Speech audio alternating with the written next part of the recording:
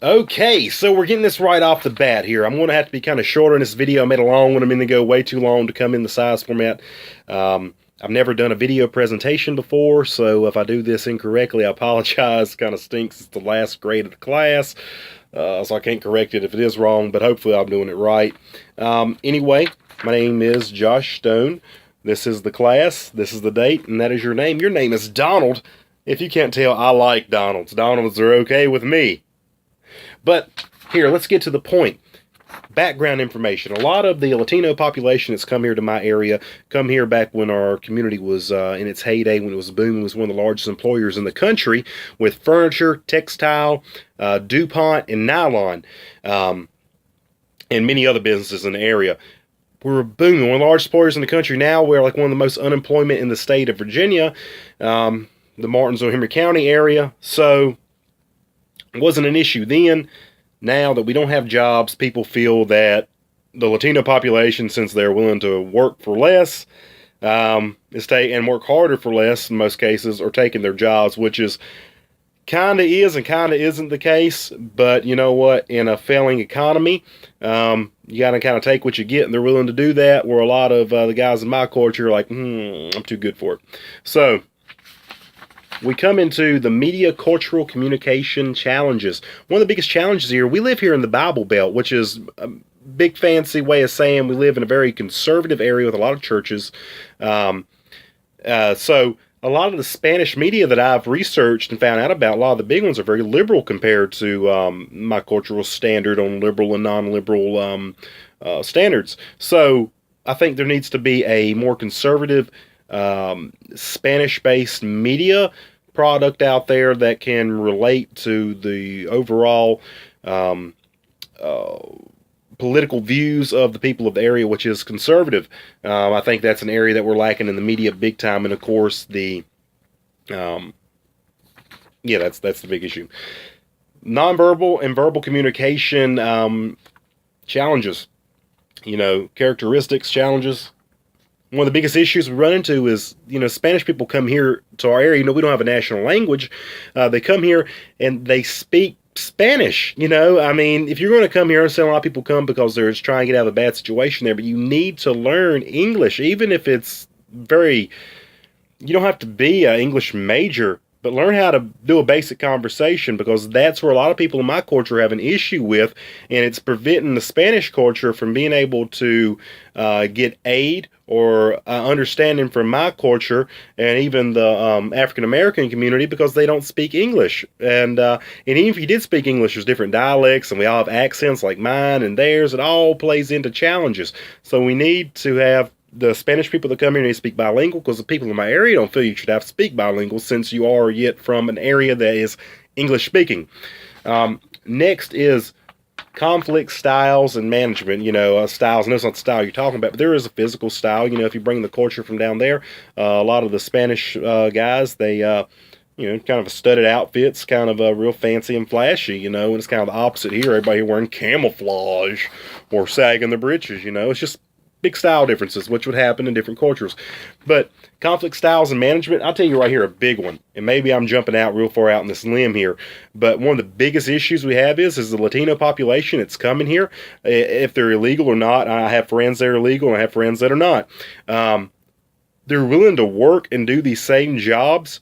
They're willing to work longer, harder, and for less money. That's the big conflict. And the conclusion that I have with studying this group over the last 7 weeks, which I have enjoyed, and I've talked to some of my Spanish friends and got a better insight than I ever would have known before, but it's simply this. They're coming here to better their lives and everything. A lot of them feel offended by this Donald Trump movement, building the wall, but there's nothing wrong with the country protecting itself. But we need to protect the Latino population that's here, especially the legal. And I know there's people that are illegal that I know that have families and work hard, live law-abiding lives. They just haven't become legal yet. Now, there ought to be a process so they can do that without taking the risks of getting deported. Since you're already here, you can prove you've established yourself and you're law-abiding, you haven't got any trouble. There ought to be a system set in place. It's something that we need to work on. But the conclusion is, People that come here need to learn how to speak English. That's going to help with so many barriers. Because listen to the way I talk. We can't hardly speak English any dang way, y'all. But so that's the biggest barrier we got to break down before we see barrel. I said barrel. I meant barrier. That's what I'm talking about. Verbal communication barriers. We have to. People coming here need to learn to speak English so we can learn to help each other. Even speaking English, it's a hard time with the accent differences. Anyway, my references, I will give you quick. I will figure out a way to give this to you in a written format too. I've never done a video presentation before, so this is new for me. So just work with me. Hopefully I'm doing this correctly. But all these references that I am giving you right here have been ones I have used previously in previous weeks and grades I've gotten 100 on. Thank the Lord it is online and I don't have to do it in penmanship because, wow, let's look at that right there. I ought to have been a doctor if I was just smarter. See, I ought to. Come on. Telling you, language barriers here, people. We have issues. But honestly, thank you so much for this class. I've enjoyed it. I needed a fun class. And hashtag Team Trump, hashtag Hail to the Yeah. I just had to. I mean, why not? We're in a political election kind of time right now. And one of the biggest issues that we have going on is our neighbors to the south. One of the big forefronts, a lot of people like to give a lot of hot air behind when they're talking about Trump. And the fact is, I've been to the rallies, I've done these things. That aside, it don't matter. We need to show love to our neighbors to the south, with or without a wall. And the way we're going to do that is people that are coming here and you learn how to speak English so we can help each other out more. People want to help each other. I mean, right now, this culture isn't hating on Mexicans so much right now. It's the Muslim population. We got something new to hate. I mean, I'm just keeping it real.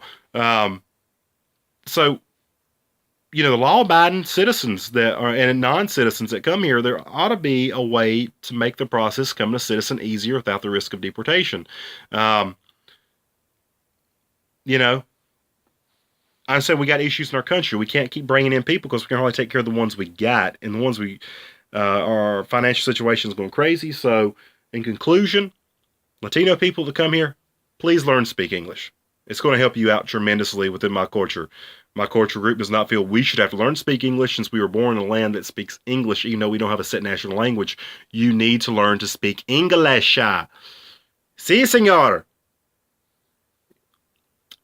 Hable inglés. All right, let's see. Very poco poco español me se comprende. So I understand very little Spanish. But if I went to Mexico and plan on living there, I would have to learn to speak it more fluently, and you need to do the same. It used to be a big issue in the last 25 years. You know, ever since I was went through school, we offered Spanish classes. More people are bilingual. More children are bilingual. They interpret for their parents, and it has really made intercultural relations in my area a lot better. So that's what needs to happen to break down the language barrier, and then we can attack these other challenges. But right now, people feel, hey, we can't even understand what you're saying, so we're not going to fight to make it easier for you to become a citizen because, man, we got to put up people can't even understand. We go to the restaurant, we can't even understand how to order food. I mean, that's the big issue. We got a challenge. Break down the language barrier, everything else is going to follow suit. Because you know what? Spanish, Latino Americans work hard. A lot of them are good people. There's a bad lot of misconception. They think, oh, the Latinos are bringing all the drugs over the border. Yeah, a lot of drugs do come over the border. But most people from Spanish people, they come here to better their lives, not to gangbang.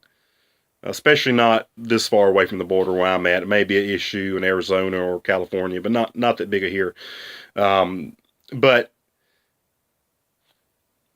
yeah.